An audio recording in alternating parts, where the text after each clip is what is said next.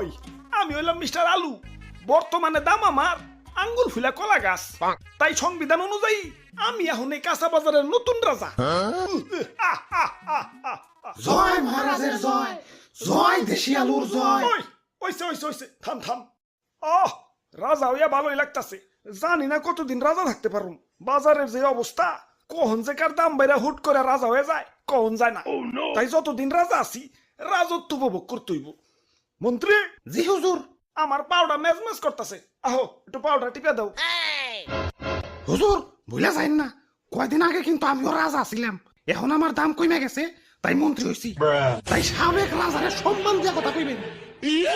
ওরে বাবা, আসসালামু আলাইকুম। ই আর কি করেন না, আপনার কয়টা দাম বাইরে রাজা হইছেন?